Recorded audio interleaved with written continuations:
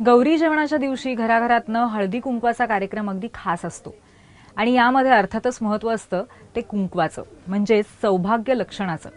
पण हे कुंकू मुळात तयार कसं होतं हे तुम्हाला माहिती आहे? आज आपण त्याचीच प्रक्रिया पाहणार आहोत।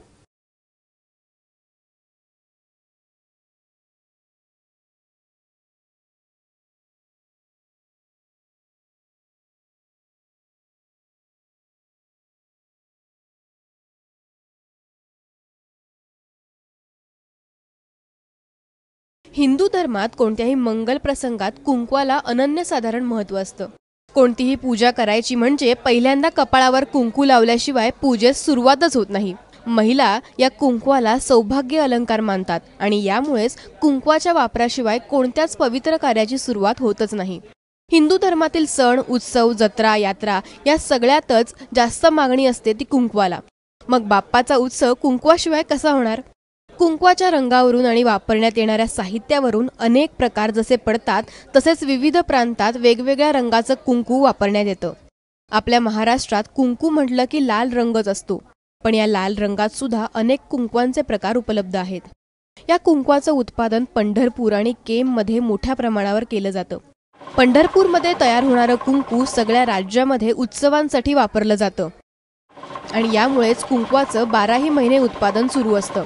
बहुतांश कुंकू हे साबुदाणा, चिंचोका आणि स्टार्च पावडर यापासून तयार होत असलं तरी चांगल्या प्रतीचं कुंकू मात्र हळदीपासून बनवलं जातं।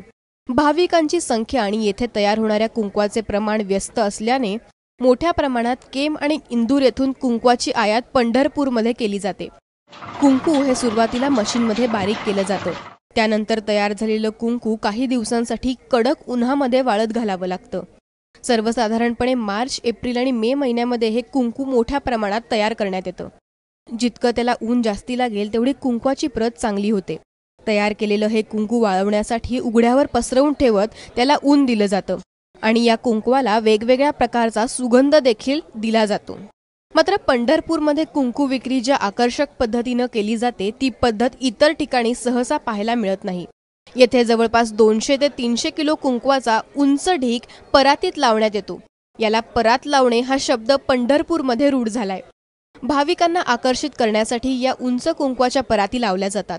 कोणत्याही दुकानात गेलात तरी अशा पराती लावण्याची पद्धत येथे दिसून येते।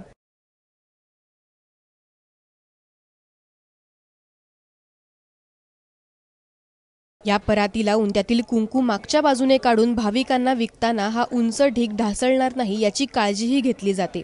बुक्क्यांची निर्मिती मात्र पंढरपूरमध्ये कमी होत असली तरी बाहेरून आलेल्या मालाला सुगंधी द्रव्य मिसळून या डब्या विक्रीसाठी केल्या जातात।